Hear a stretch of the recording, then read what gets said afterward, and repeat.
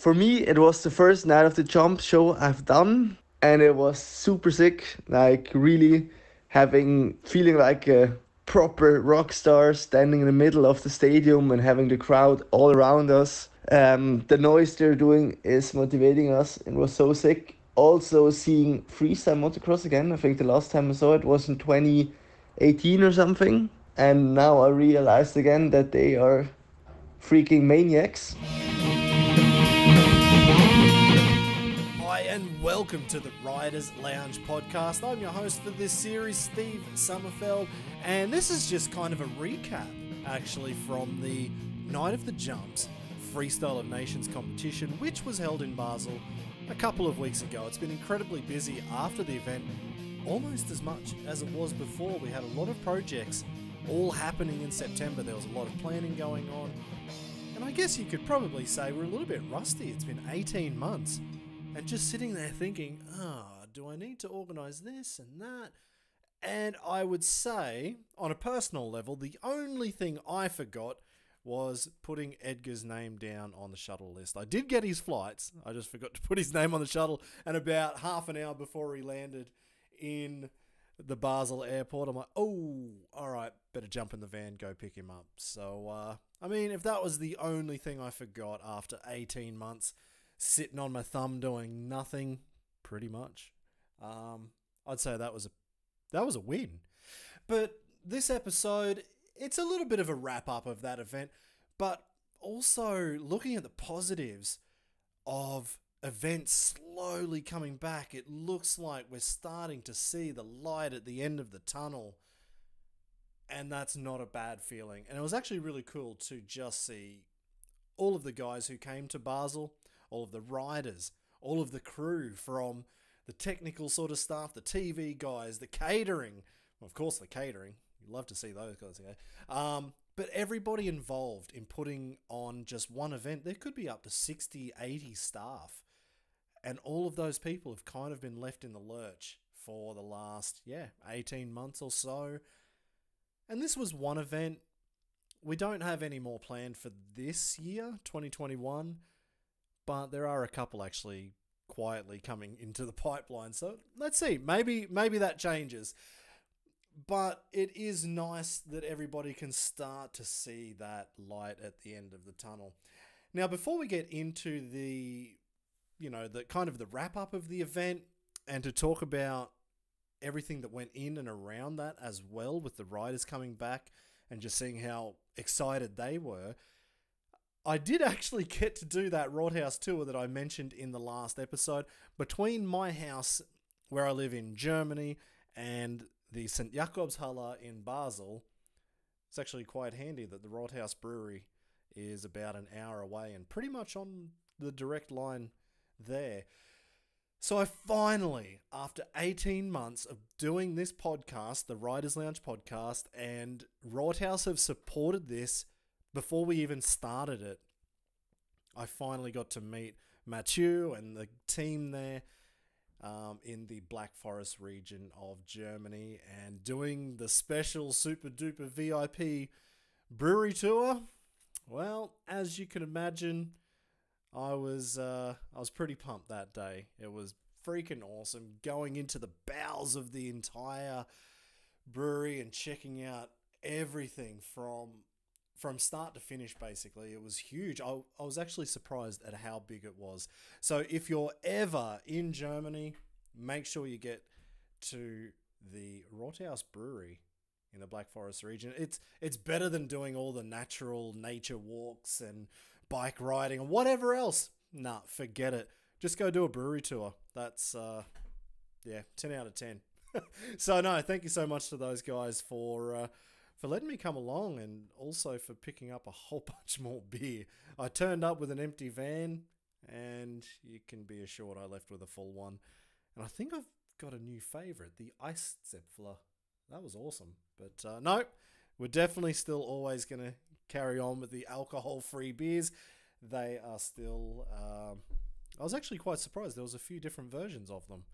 Some that I hadn't tried before. So thank you very much. Anyway, getting into the Basel event around freestyle motocross, of course, I actually then ventured from Rothaus down to Motorex because Mark Pinyol has actually been living in Switzerland, who was riding for Team Spain, but he has been living in Switzerland doing the Circus Cani shows.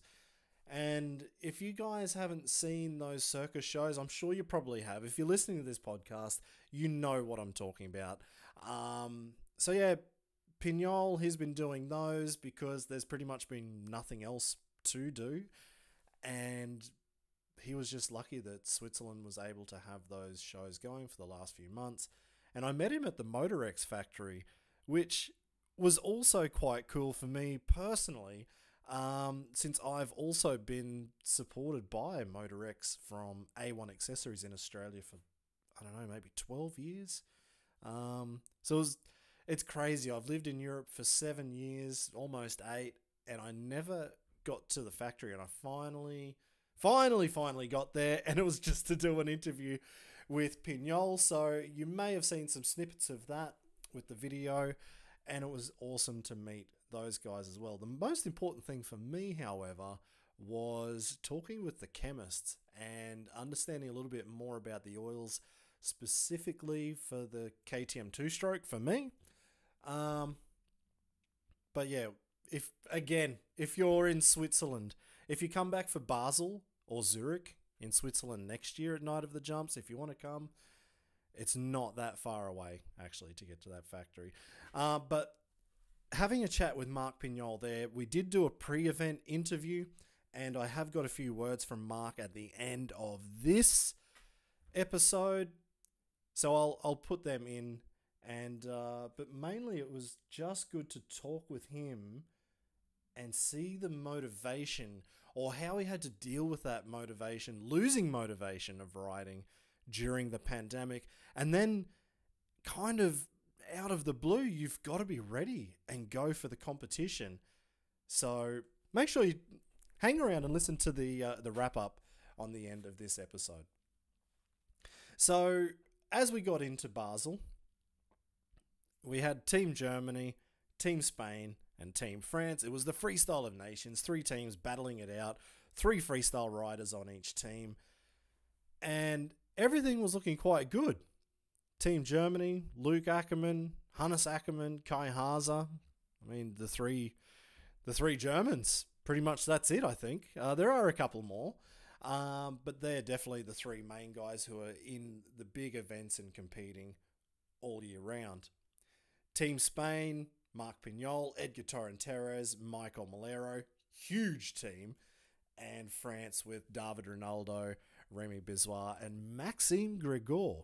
So yeah, everything was looking good until, unfortunately, Hannes Ackermann for Team Germany had to pull out due to, well, an old injury. Still got complaints of this leg injury with some numbness. Well, actually, it wasn't a leg injury. It was more from the broken back, he told me, that he suffered in Munich way back in, when was that? 2016. So he's still got issues with that, and he unfortunately had to pull out. He made his way. He did get to Basel, but he did have to pull out. So that is why you will hear about Matej Čezak, and you'll be wondering why in the world a Czech rider was on the German team. That's the reason. We always do have a backup rider just in case something happens. And this time it was Matej, so he slipped in for Team Germany. And you'll find out very quickly that was the best thing Germany possibly could have had, I think. So going into the freestyle motocross runs, how it works is each rider on every team will do just one run. There's no qualifications, there's no finals. It's just one run. And then there's a few joker rounds or wildcard rounds. So we've got the whip comp, the synchro, and best trick. And so you're getting to see all these different disciplines actually being tallied up for a reason to go towards points at the end of the night. And that's what we like, actually, about the Freestyle of Nations format. So in the first round, Team Spain, Mark Pinyol, like I said, he's had to come out of kind of this, no motivation, but then he was doing circus shows, which is, I guess, 6 jumps a night or 10 jumps a night maximum. And then he had to go and throw it all down without any real practice.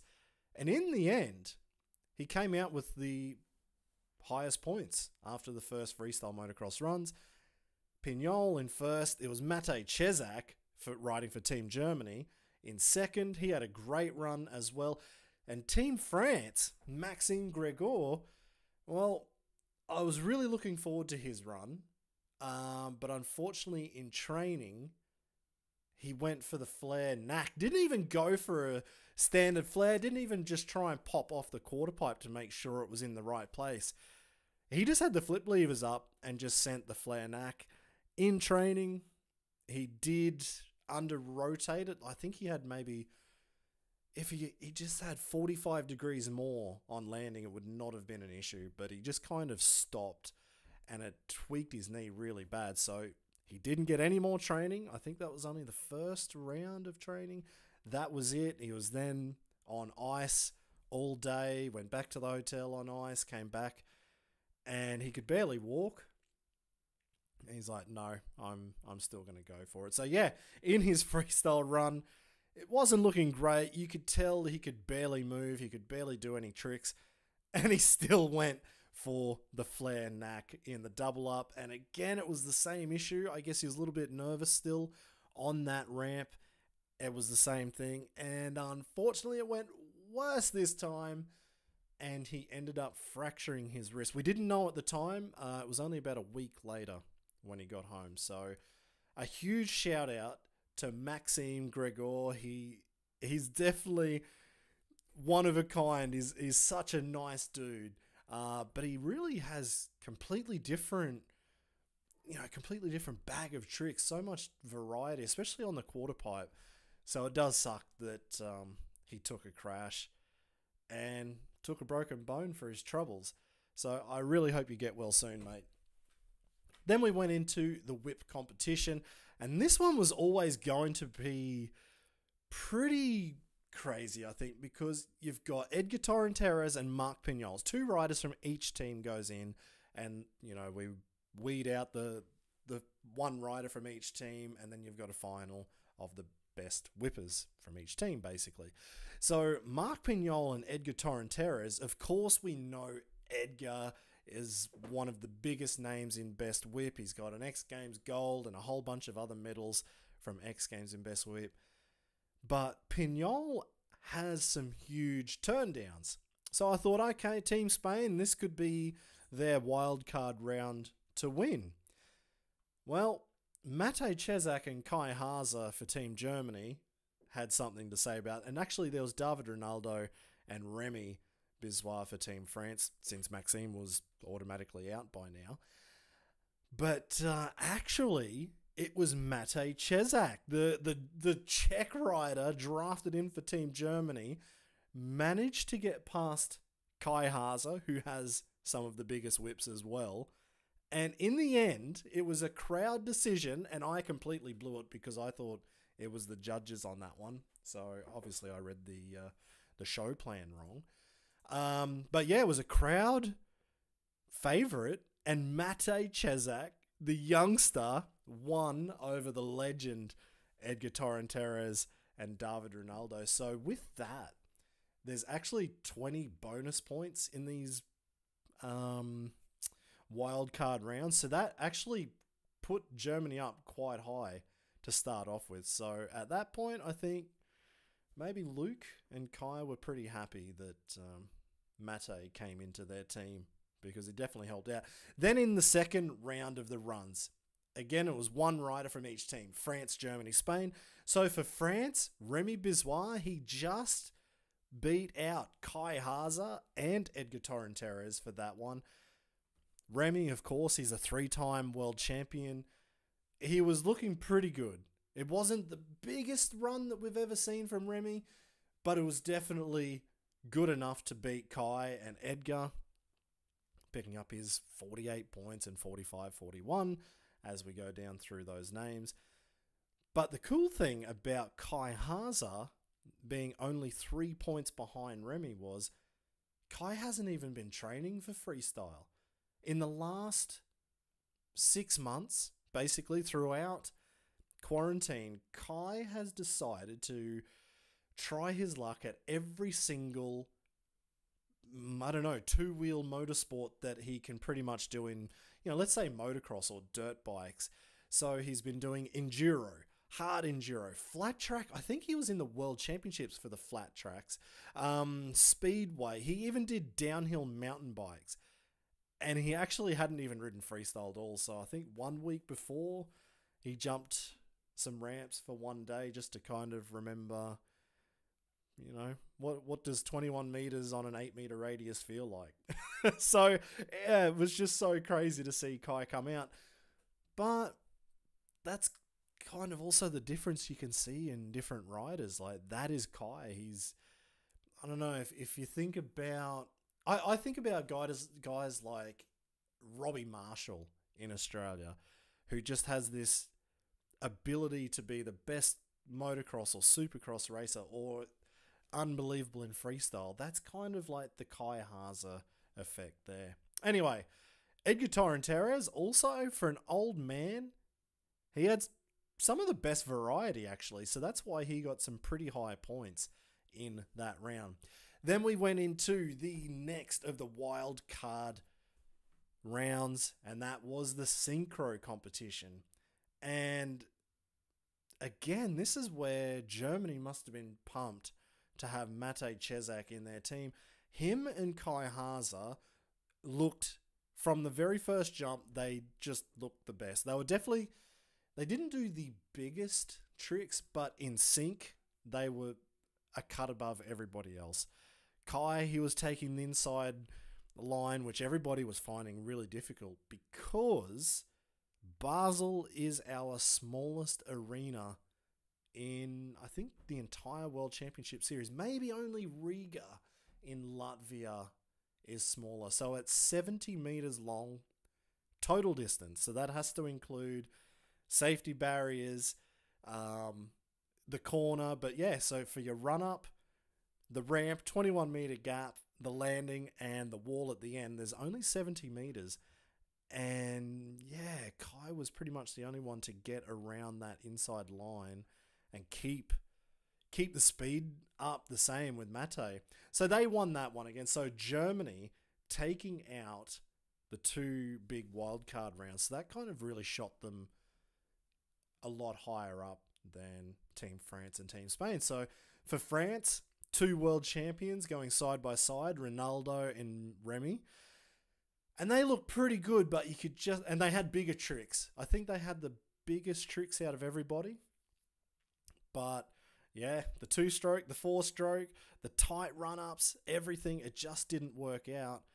And unfortunately, they were in second place. And in third, it was Michael Malero, the first time we'd seen him all night, and Mark Pinyol. So they picked up third.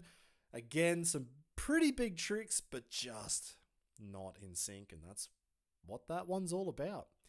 Then we go into the final riders of each team for the freestyle run. And these are the big boys. We've got world champions in here. So, of course, we had Remy Biswar as a world champion in the round before. But that's where France was lucky. They had two world champions in their team. So David Ronaldo, he had a good run, but it's probably been 3-4 years since we've seen Ronaldo at Night of the Jumps, and maybe he forgot the rules, but it looked like he forgot when his double up was and just did a nice big turn up, which looked fantastic. He, like it was a wide landing, and he crossed from one side from the right-hand ramp and landed on the left-hand landing. And it looked really good, but definitely not enough. If that would probably be when he should be doing like a double heart backflip or vault or Cali or whatever else. So that definitely hurt him. But then when he turned around and he was going to go for that double up, it's worth double the points, the lights were already out. Like, it was now time to celebrate the run, and Ronaldo's like, nope, I'm still jumping. So yeah, David just went and sent it, jumped in the dark, and didn't really do anything, but it was kind of funny to see Like, oh, this just didn't work out as well as he'd planned. Anyway, so Team France picked up third in that round. Michael Malero, very good run from him, but it just wasn't enough to take down Luke Ackerman. So Malero, 5 world championships in a row. He lost that 6th title to Luke Ackerman at the last world championship round, which was, funnily enough, in 2019, because we didn't get to do the world championships at all in 2020. We only had one Freestyle of Nations event. So yeah, Malero, he was taken down by the youngster again. Luke, always exciting, maybe not the cleanest, but with that huge 360, which everybody loved from X Games, he did that again at Night of the Jumps. And he finished with the double backflip. And again, inside the smallest arena, that probably wasn't the greatest for him. You know, there was no stopping distance at all. From the bottom of the landing to the wall was only 10 meters of distance. So, yeah, Luke, he went for the double. And I think actually he might have overcooked the first one just a little bit. And then he was just heading straight for the wall, and he managed to hit it, but he walked away fine. But yeah, Team Germany taking out the third and final of the runs before we went into the best trick comp.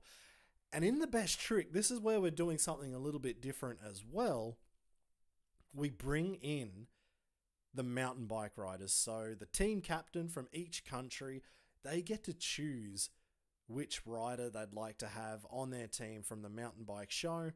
So Team Germany, they had Nico Schulz, good German mountain bike rider. Team France, David Ronaldo, he chose David Godziak to join him, who's basically Godziak. I mean, the Godziak brothers, they're in everything. They're in the biggest mountain bike events around the world. So Godziak was a really good choice. And for Team Spain, I think actually Edgar Torrenteras was the captain. So he chose the young gun from Switzerland, who's never been at Night of the Jumps before, Lucas Huppert. And I guess the crowd was behind him because Lucas managed to get the highest points in the mountain bike best trick. But unfortunately, it wasn't enough for Team Spain, so they couldn't get any further. Michael Malero, I guess he wasn't feeling it by the end. He didn't have the biggest tricks. It was a nice big ruler flip, but we know Malero has so much more. So unfortunately, Team Spain didn't get any higher. Ronaldo threw out a huge backflip, double heart, and again, it wasn't enough. And this is where the controversy actually came in a little bit. Luke Ackerman, for Team Germany, the final jump of the night, he went for the double backflip again because it was best trick. And he actually was under rotating it, and he gave it the berries.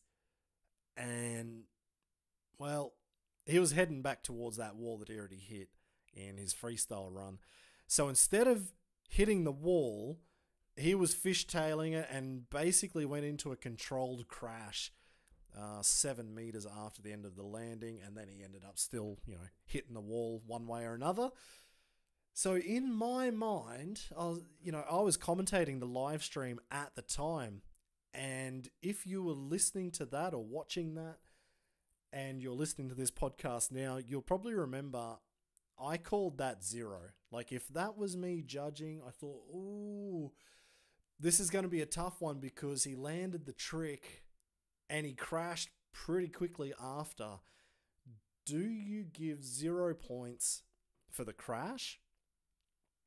Or, because we know the venue is just so damn small and he would have just absolutely smashed himself if he tried to hold on, there is an option to go like 50% of the points that you would have given. So I thought, okay, between 0 and 50%, that's probably where the judges will go. Nope, I was completely wrong. Luke took home full points, and with that, Team Germany was lucky enough with all of the other the wildcard wins throughout the night. It was enough for Germany to take the win at the very first Freestyle of Nations in 2021 at Night of the Jumps. Like I said,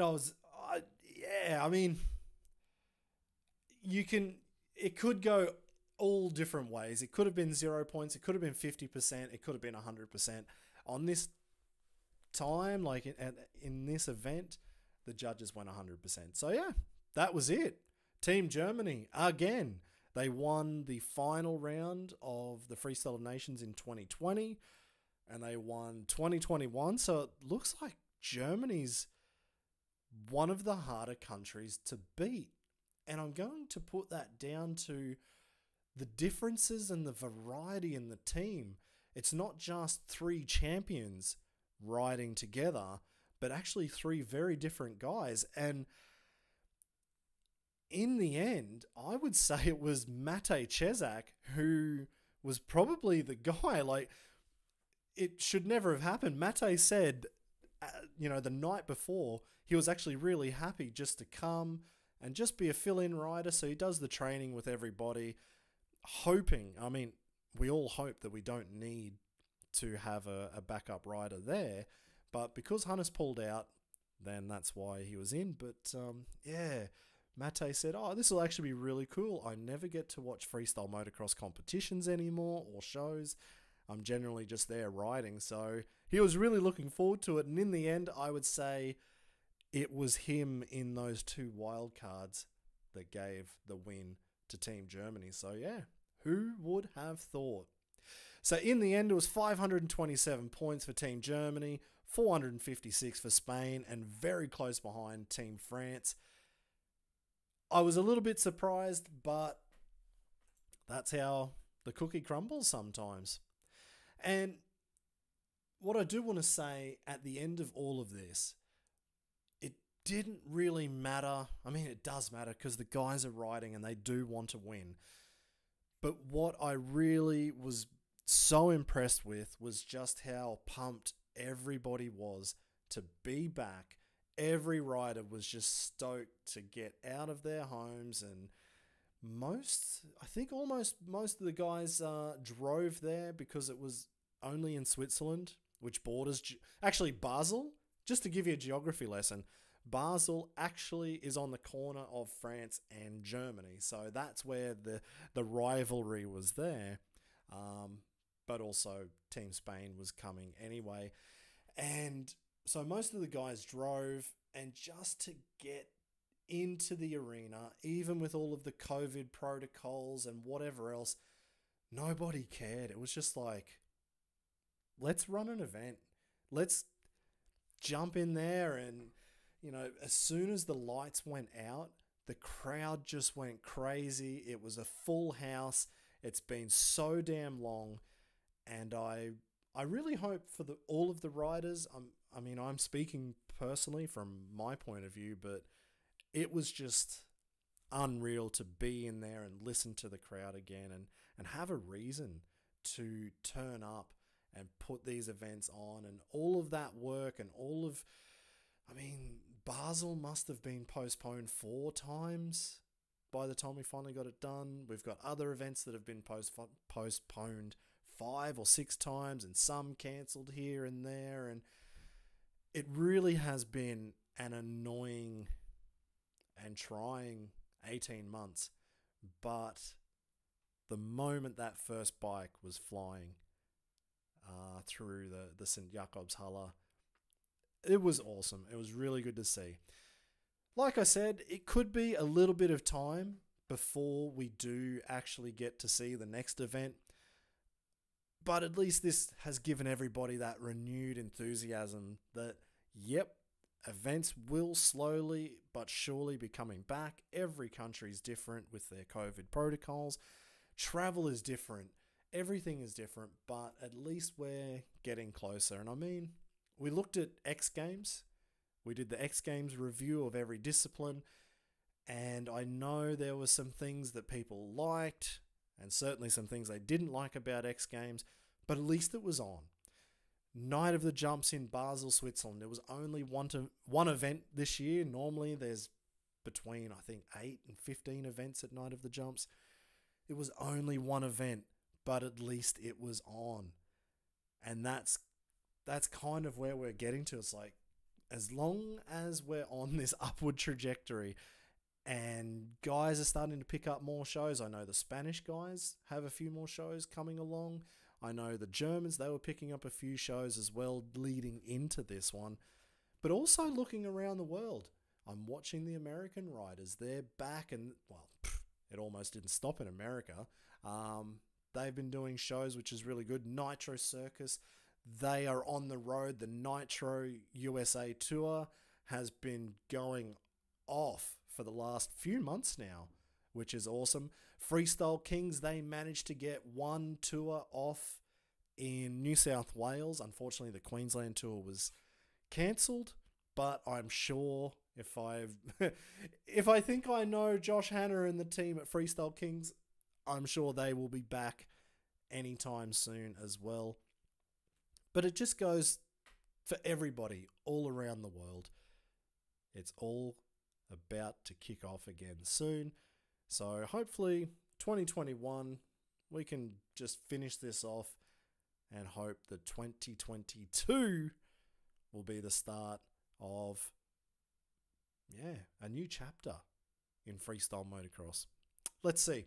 Anyway, I do want to say a huge thank you again to the team at Rothaus. Thank you so much for putting me up and doing the brewery tour with me. If you ever want to do it, just jump on their website. It's rothaus.de. And also a huge shout out to Motorex. It was awesome to finally get down there, see the factory, and actually I checked out the KTM crossbow. I've only seen it in pictures, but it was awesome to check out the KTM car. The next step is I want to drive it. So I want to say a huge thanks to everybody at Night of the Jumps, all the riders, the fans, the catering, like I said before, the crew, everybody, anybody that's involved with any event. Thank you for sticking it out. This is the long haul, no work for a long time, but it's awesome to see everybody just sticking in there, and things are about to get better. Thank you very much for tuning in. And just remember, we've got a few extra pieces here from Mark Pinyol, and I think Lucas Huppert might have even sent a message through, and I'll put that in now. Thank you very much, and we'll see you soon. To be in Switzerland was pretty good and easy for me because I had not the rush or the problem to cross the borders, and with that situation that is nowadays, that could be extra pressure if something goes wrong.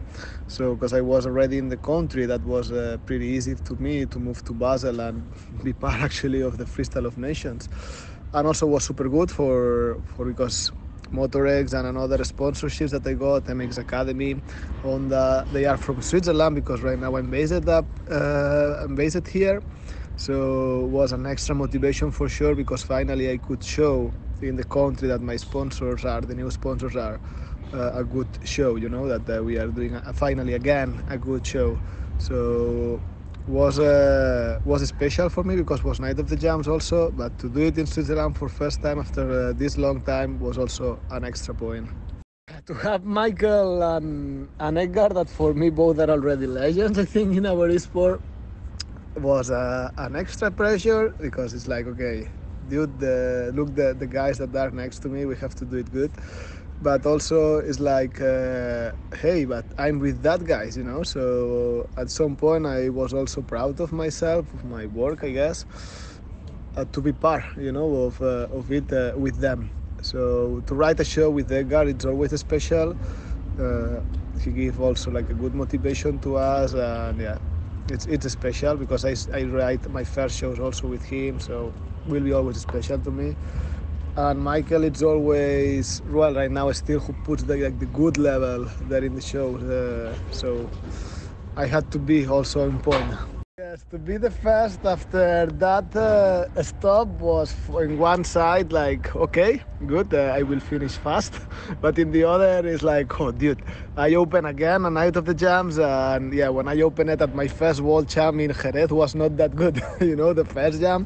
But well, I think I grow up a little bit and yeah, I was super nervous. I have to say that I was super nervous, but I think I wrote good. I decided to step side some trick that I was not feeling 100% comfy. And yeah, I feel good, and that I love it. About Maxim, yeah, it's a problem that the crash that he had on practice, because I was really excited to see him back on the competition, because I think he was super excited. But the setup there for the flares was not easy in the mobile, and yeah, and luckily we could not see the 100% potential of him. And Matek, I have to say that he surprised me a lot. He rode super safe and good. Best whip, well, was amazing actually. And I liked how he did his round. So it surprised me. It surprised me. It surprised me a lot. So I'm happy that he is back also in that level.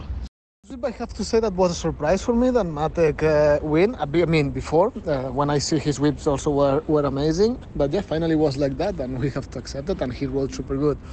I had a problem because right after my round, my bike was super hot, and yeah, right after the first round was best whip, and I was leaking a lot of oil there on the before going. Sorry, oil, water. And Mini came to me and he said, "Hey, be careful because look your bike." And actually, it was true. I was leaking too much water, so I said, I decided to don't make that big two down, like, to keep the throttle that much, because I didn't know how much water was inside my bike actually. So that's, and also in my mind was like, we have Edgar, so anyway he will pass. So maybe that was a mistake from my part. And yeah, Edgar also didn't win, so we lost a few points there that I think for us were crucial, and for the competition. But anyway, Matek rode super good, and I think he also deserved that win. Yeah, the synchro were not that good. Actually, I start and I didn't see Michael actually coming. I slowed down a little bit, and then he was there, and I missed a little bit the flick Cordoba.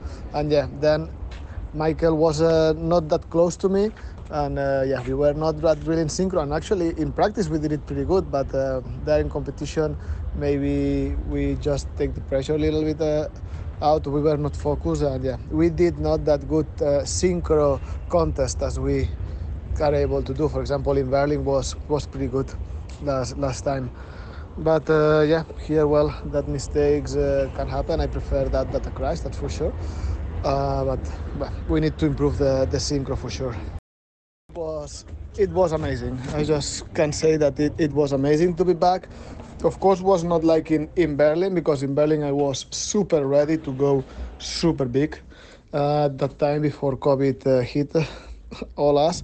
But yeah, to be back was amazing. I have to say that I was super, super, super nervous, but I rode, I think, pretty good in my side, and I could still pull some surfer takeoff and in a mobile, so that was also amazing. I have to say that after the day after, I was so destroyed because yeah, we lost the rhythm to jump that much. Yeah, my back, my low back was painful for 3 days, and I was keep riding, here for the show, and it's like, oh, I need to stop. But anyway, it's worth it. I really hope that it keeps going, Night of the Jams, Freestyle of Nations, and all these kind of competitions, because I felt like home again. All the riders, I think that we did an amazing job. Everybody rode kind of safe inside the limits, but super good. So the vibe were amazing. The motivation was super high, and we could feel it in the backstage, and everybody had a smile on the on their face, you know. And that was a long time ago that I felt and I saw that. So yeah, just thanks to everybody who was there to to make it happen, because that was super helpful for all of us, and we really hope that it keeps going. So, what can I say about the Night of the Jumps in Basel? For me, it was the first Night of the Jump show I've done, and it was super sick. Like, really feeling like a proper rock star standing in the middle of the stadium and having the crowd all around us.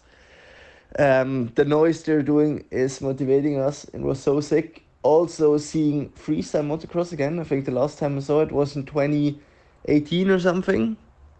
And now I realized again that they are freaking maniacs. And those jumps are just twice as tall as ours, twice as long.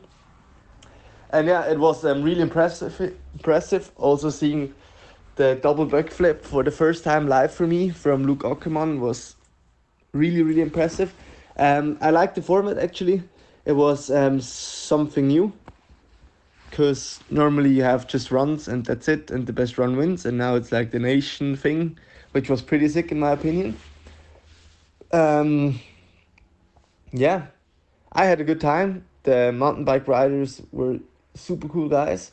The FMX riders too, I think, but I didn't hang out too much with them, so I don't know, but they seemed like legit guys. Sadly, I missed the party. I would love to go party with you guys. And yeah, it was a hell of a show. And I think it's also super cool that now mountain bike is a bit more going into the shows, because we are, I don't know, we can do more tricks with our bikes with like tail whips and bar spins and rotations, which is not really possible on the motocross. But the jumps are way smaller, so I feel like, yeah, it's a good mixture, you know. There's the crazy big sand guys on the motocross, and us with some crazy rotations. So yeah, it was hell of a show, and I hope I can be a part of a new show of the next ones. And yeah, if you've never been to one and it's in your town, you should definitely check it out. It's worth it. Peace.